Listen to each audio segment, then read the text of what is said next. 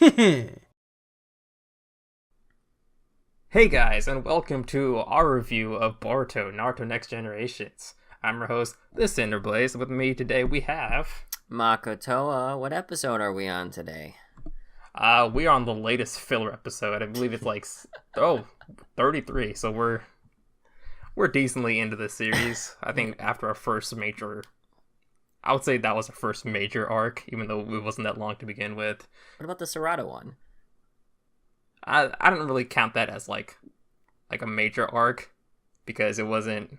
I don't know. Mostly because I feel like the Zabuza arc in the original Naruto was its first arc, and I kind of paralleled that last arc with Naruto's first arc. So that's why in my head I feel like that's the first arc. Gotcha. But I feel like, and that was also like a side story kind of arc. So I'm already like pushing it like, oh, that's a side story. That's probably some of the better stuff we've had in the series. Yeah.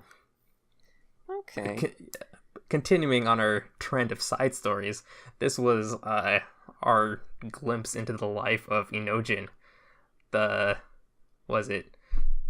He's part of the 17th rendition of the Inoshikacho triad, and he was a character at the very beginning I really wished would get like a decently established character, because his parents kind of just like fell off to the side, and at least with Sai, he did have a pretty strong character. Like whenever he was on screen, we kind of knew what his personality was like and how he would interact with characters. Yeah. But Ino was just like, I mean, they didn't even give much of Sakura. You expect something out of Ino?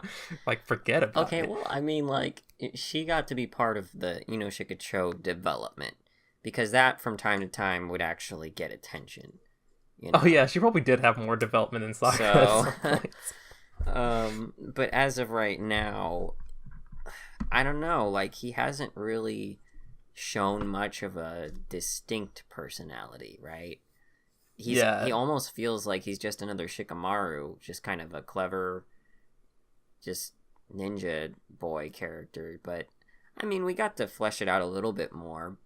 I'm still not sure, like, how he's standing out, though.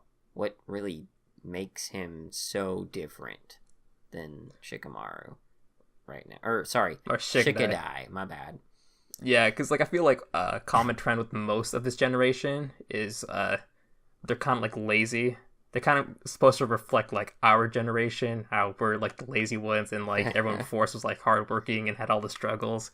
Yeah. So, like, in the beginning of the episode, where he's just like, you know what, it would be really convenient if I just copied all of these images instead of just, like, drawing them every single time. I mean, like, that'd be more practical, right? And then, you know, Sai's not gonna say, because, you know, like, going back to, like, Sai and his character in Naruto, like, we always knew what his character would be like, and him as a father in this situation, I felt like he wouldn't be the type of person to, like, scold Inojin, like, straight up, like, that's not what art is, and stuff like that. He's just, like, you know, he's kind of like that more reserved and kind of quiet character who would rather have people figure it out for themselves. I wasn't sure how I liked that or not. I don't know. It's just like maybe me thinking back to how Sai was introduced and how he was so, like, weird. And he's kind of mellowed out, you know, a lot. Yeah. Where he doesn't, like, I guess he understands mannerisms a lot better. And so he studied a lot, dude. Yeah, it's true. I just almost want him to be like, you know, have these awkward things he says to his kid just because he doesn't understand parenting, and it makes for comedic relief. But no, I think Naruto and Sasuke are shitty enough parents enough as it is. We don't need that to be reflected in every single one of his generation. All right, yeah, I think Choji's doing a good job.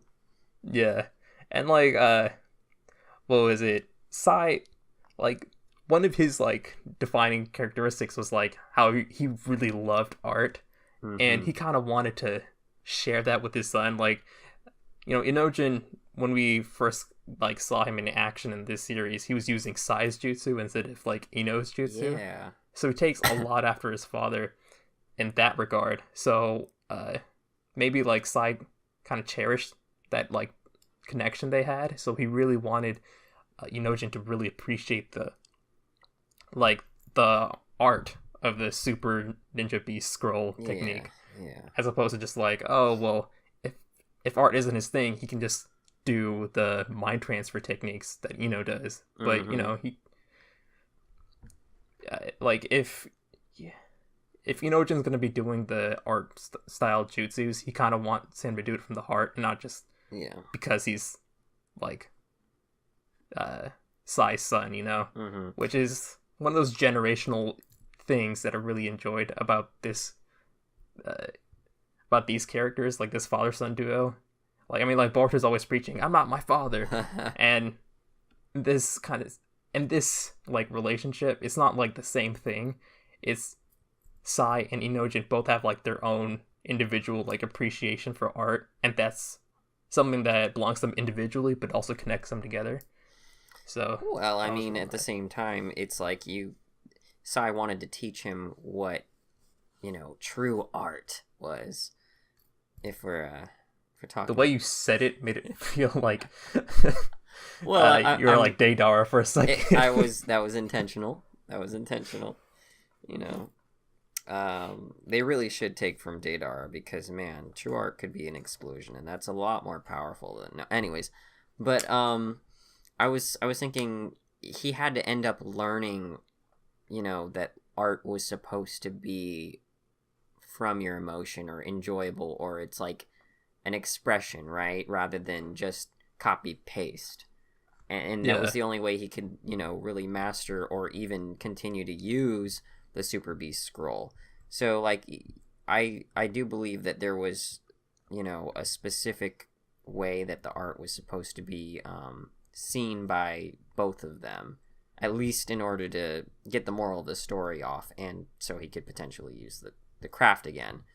But I liked this a lot because I am an artist myself, and the struggles when it's like, it's not really that fun anymore, or wanting to quit, or, the whole competitive thing, and then like, oh yeah, that's right, art's supposed to be fun. It takes a child like Himawari to actually teach you that, right?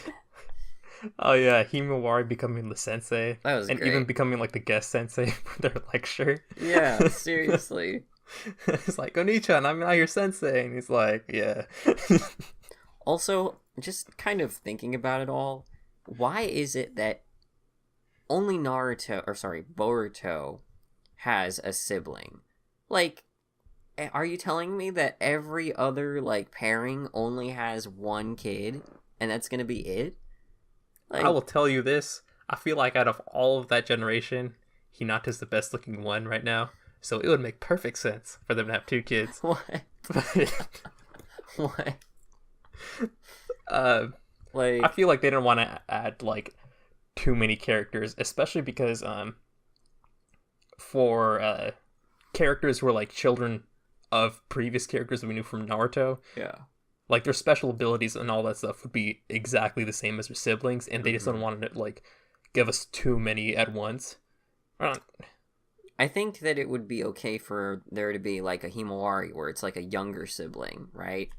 So that they can, Or, I think, I guess they want to, avoid redundant characters. Yeah. Because I don't think Boruto would be interacting with those people all too much, so there's no real need to put him in there. Mm-hmm. And even if they were there, they'd just be like, oh, they're just that person but smaller.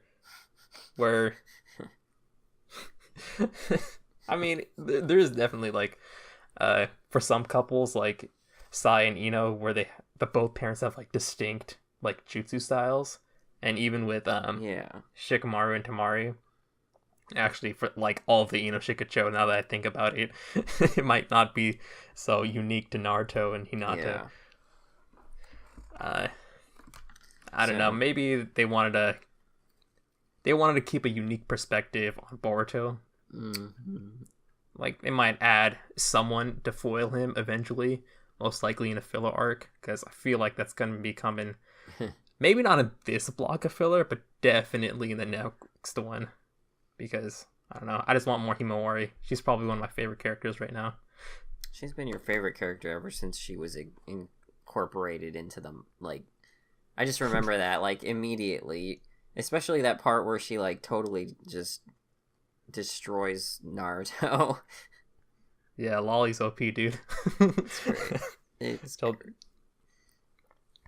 Yeah. I mean, it's basic, you know, moral of the story type episode. Nice getting a focus episode on this character, since he's kind of seemed like the just kind of secondary to Shikadai for a lot of the time. Kind of feels like filler. I mean, he's a recognizable face, but he's just there all the time. Yeah. Yeah. He didn't get like too much action, but he did, like, you know, at the end make that unique looking bird, which I think is like is gonna be something we're gonna see later on. Like, if you watch like the Boruto movie, he does have like weird art styles. He does. So that's pretty neat. But one of the things I really liked about this episode, probably like the most enjoyable part, was like we have known characters interacting with each other, then just like at a one-off that's just disposable. It was like Inojin and like Himawari was like, you know, a relationship I didn't expect to have seen, but sure. we got it. 100%. And I really like this kind of like world building, kind of like making like the cast feel like interconnected and stuff like that, you know. Like, that's the filler I love from Naruto, and that's the stuff they do that more, for sure. Yeah. I mean, I don't want more filler, but, like, okay, the only problem I really have with this show right now is that they're still not even Genin, and they, like, they're doing all this stuff, and they're, like, they're practically Genin. Just call them Genin, like, make them graduate the academy already. Like, I don't understand why we haven't gotten there yet, other than milking the cash cow. But I feel like that's definitely a pacing thing, because like in the manga right now, they're just like recently, you know, it's around like the tuning exam arc, I feel. So you can't catch up too fast, because like the time from like them actually becoming Genin and the tuning exam isn't that long. It'll probably just be one arc, and then we're just like there. And since Boruto's like a monthly manga, it's gonna be a lot slower than Naruto was. Right. But actually, one of my problems with that, I think I referred back to it on the previous review, but when they were fighting the hidden mist ninjas, like those guys were probably, they weren't like the most competent ninja, but they were like successors to like the swords. More than Genin, especially the chick that like Sarada was fighting. But Sarada's an Uchiha, so who cares? Oh, okay. I mean, like, Uchihas can, like, murder you when they're 4, so... For her, I wasn't, like, too... actually, like, given that chick's power level, she should have... She should have been a lot more of a threat. And, I don't know, hopefully they don't, like, start fighting more of these, like, super strong people. Not super strong, but... you know, keep them within reasonable power. But Boruto's already like proven himself to be more than a competent Genin. Yeah, for sure. But I think the route they're gonna take for now is kind of like focus on more of the other side characters. I don't know. Hopefully, like this series has been doing a decent job with side characters. Yeah. We haven't really had any stinker fillers. I even liked how Cho was involved, and how like she was actually actively giving him help, even if he didn't want it. You know, she was kind of stepping in at times. Oh yeah. She was just like, she was always like there for him. You know? That's, oh my gosh, freaking Cho is such. She's like the best side character like right now for me. I mean, like, she, you know, the quirks and stuff, but she's probably the most unique among the cast, personality-wise. Or at least, I don't know. Yeah, she has really good chemistry with the rest of the Ginyu too, and she's such a strong character by herself. Yeah. Like, they took some of, like, Choji's, like, quirks, and they just, like... It's, like, spun on its head because she doesn't have the insecurities that Choji has. She actually, like, owns it, you know? That's the best part. Yeah. She's... I kind of wish we had more of, like, Shikadai. I felt like he was kind of, like, useless, and could have had some Inoshikacho development. Mm-hmm. But I felt like... considering it was more of like a personal thing with him, with Inojin and his art, and his father, Shikadai, too. yeah, and Sai, like, what is Shikadai gonna do? He doesn't care about art. Yeah. Or how would we know? But overall, I feel like this was definitely a good filler. Yep. Yeah. Any last thoughts on this episode? No, I'm good. All right. Well, I guess this wraps it up for this episode. So make sure to check in the description down below. We got tons of social media links. They should be down there. If they're not, then just message us down below. Actually, they're going to be down there. Don't even bother. We also have like a Discord chat thing. Come chat with us. I mean, we don't bite occasionally. I feel like I'm going a bit too far. So, we're going to call it a good one. See you guys. Later.